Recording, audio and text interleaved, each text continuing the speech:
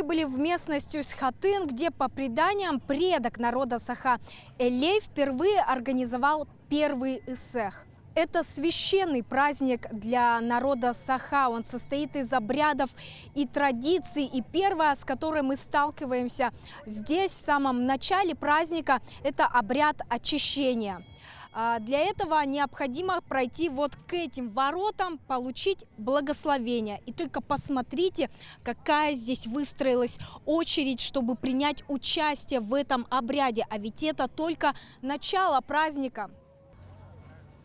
При этом существует четкое разграничение. Мужчины заходят справа, а женщины слева. Ворота эти называются Ан-Аартык и символизируют границу мира небесных божеств и мира людей. Здесь человек получает благословение, а после обязательно надо поблагодарить духов за их дары и совершить обряд подношения духу огня.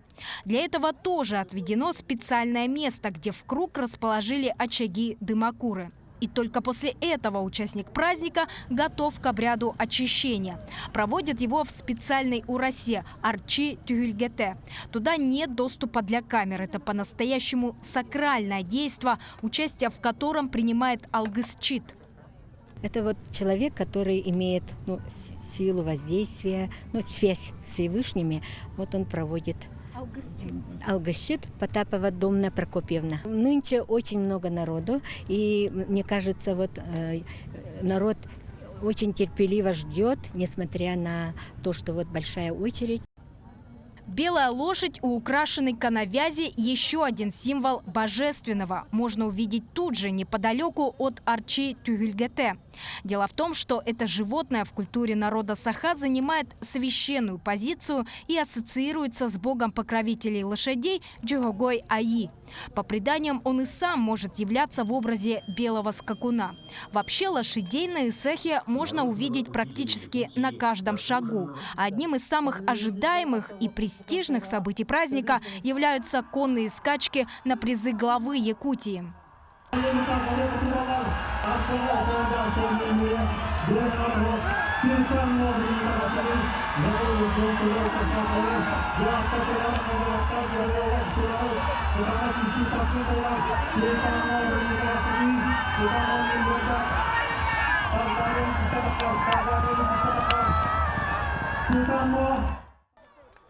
На кону у участников 2,5 миллиона рублей. В этом году главный приз соревнований остался за скакуном из горного района по имени Хорезм Харачой.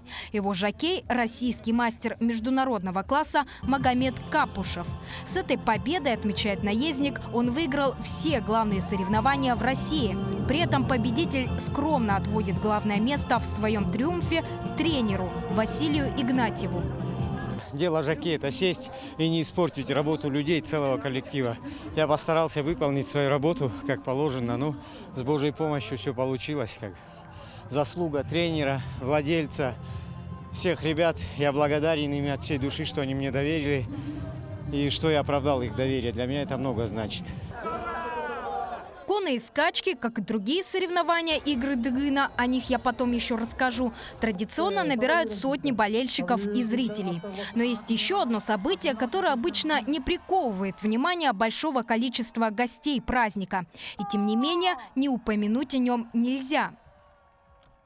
Одной из основных площадок эссеха Туймады 2025 считается вот эта. Площадка номер 17 Кудай-Бахсы. Здесь собрались лучшие кузнецы со всей республики. В течение целого дня они будут проводить различные мастер-классы, демонстрировать свое искусство и, конечно же, примут участие в конкурсе. А еще здесь есть вот такая вот статуя, которой даже, смотрите, подносят монетки, видимо, на счастье.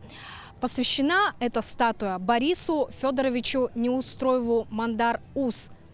Это народный мастер Республики Саха-Якутия, известный кузнец, культурный деятель. У него очень много званий.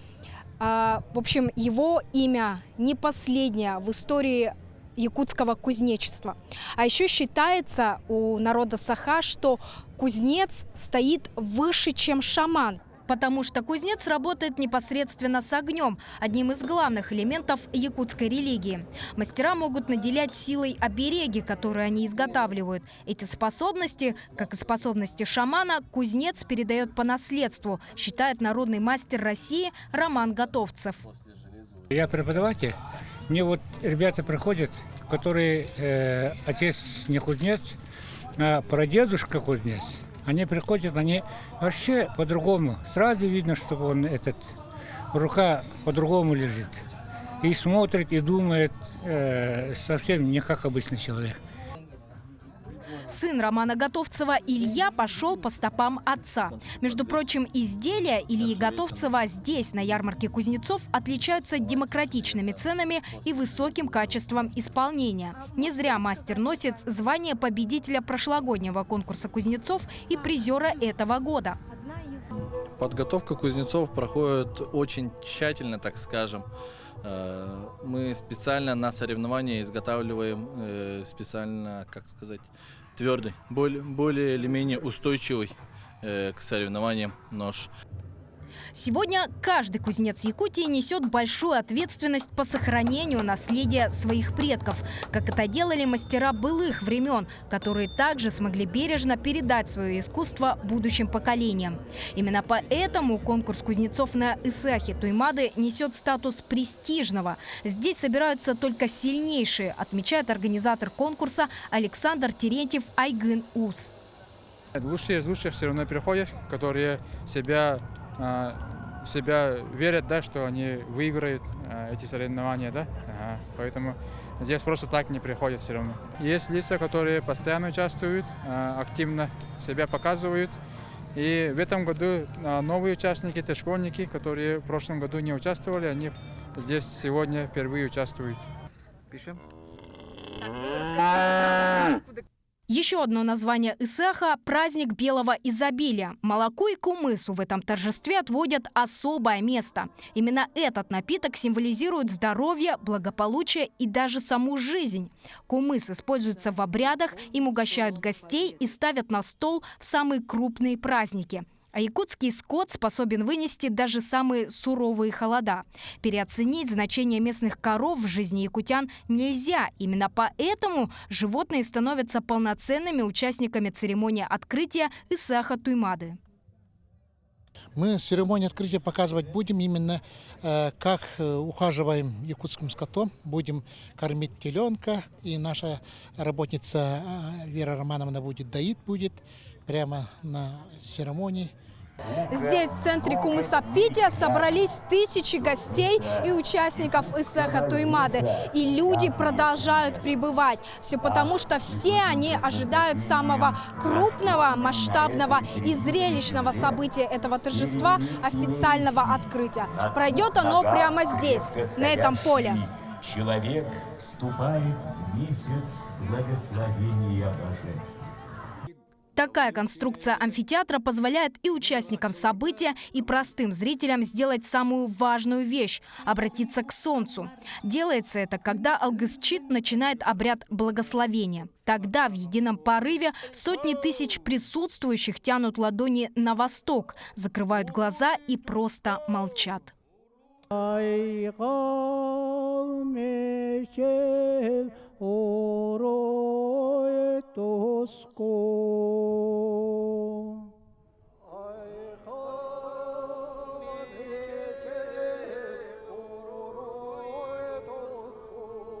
Я думаю, что на год я заряжаюсь энергией и силами, чтобы дальше работать и развиваться. Какое-то вот светлое, какое-то лучистое, да, чистое такое вот вдохновение такое. Да. Каждый включен здесь как частичку. Когда мы думаем, чтобы все стало лучше, прекрасно, для семьи особенно, мы хотим, всем желаем добра. В этом году открытие Исаха Туймады посвятили 80-летию Великой Победы.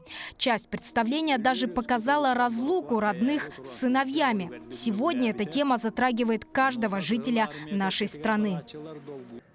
И мы преклоняем головы перед тем поколением, которое принесло нам эту победу. И, конечно, мы сегодня с душою вместе с нашими воинами, которые сегодня защищают нашу Родину от новых фашистов. И пусть сегодняшний благословенный Алгыс дойдет до них, придаст им силы, и пусть поскорее наши ребята с победой, живые и здоровые, возвращаются к нам домой.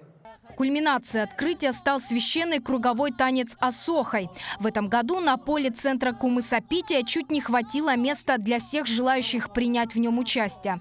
Только представьте масштабы этого действа. Здесь все – и жители республики, и гости из других регионов, и даже зарубежья. Только официально Якутск в этом году принимал 15 различных делегаций, в том числе из Индии и Казахстана. Это мой второй раз в Якутске, и вот второй раз я праздную с народом Якутии праздник.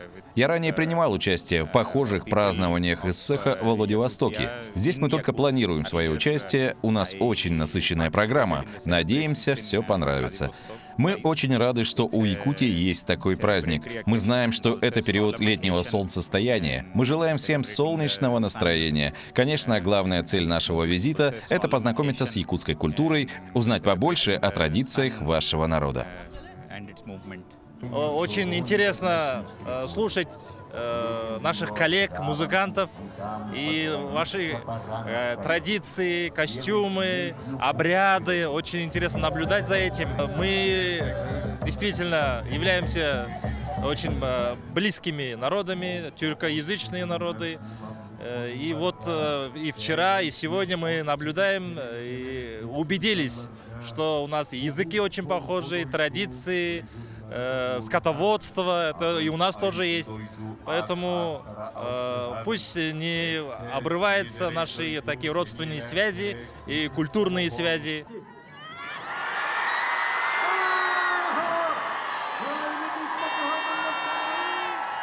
Уже позже на этом же поле развернутся юбилейные 30-е игры Дыгына. Состязания привлекают внимание не только зрителей на трибунах, но и сотен болельщиков у экранов телевизоров.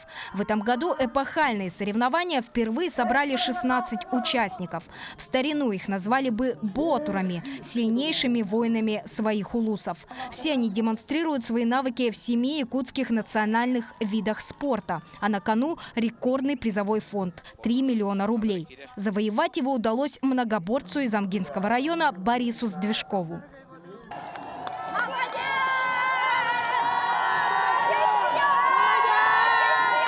Толпа ликует и рукоплещет. Народный любимец Движков стал 3-м по счету победителем игр из Амгинского улуса. И даже более того, абсолютным чемпионом. Триумфатор не верит в свой успех. Как признался многоборец, к этому он шел еще со школьной парты. И вот, наконец, у него получилось. Пока не поверил в свою победу, но думаю, люди кричат на меня, говорят, что выиграл. Но придется поверить.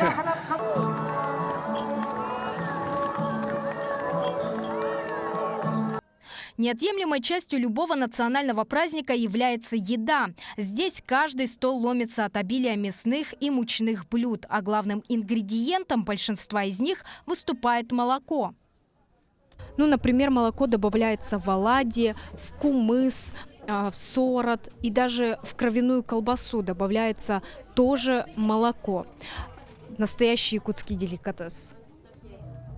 Якутская кухня отличается простотой. Сами по себе мясо и молоко уже считаются изысканным блюдом. А вот в чем якутяне точно проявляют находчивость и творческие навыки, так это в нарядах. В последние годы к ношению традиционной одежды активно присоединяется молодежь.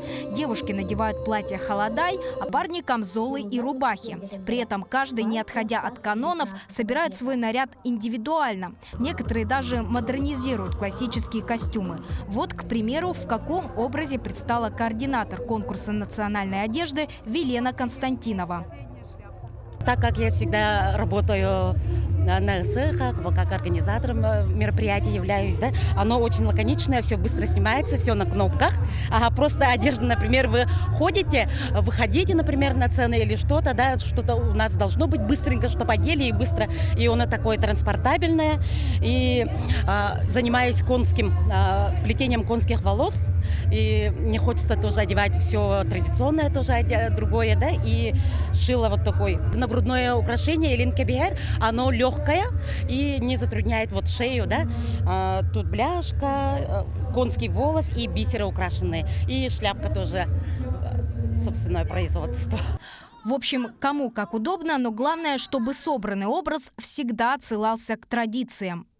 Да, солнце радовало нас только первую половину дня, но даже этот дождь не смог погасить огонь в сердцах каждого из присутствующих на празднике, что еще раз доказывает, насколько эсэх важен для якутян. Ведь, по сути, как он праздновался нашими предками сотни лет назад, так он до сих пор и отмечается. Все эти традиции и обряды мы бережно сохранили до наших дней и не только продолжаем дело своих предков, но и популяризируем его. Эсэх – это не просто праздник, это предтеча якутской культуры, то, что породило ее и что поможет сохранить на долгие века.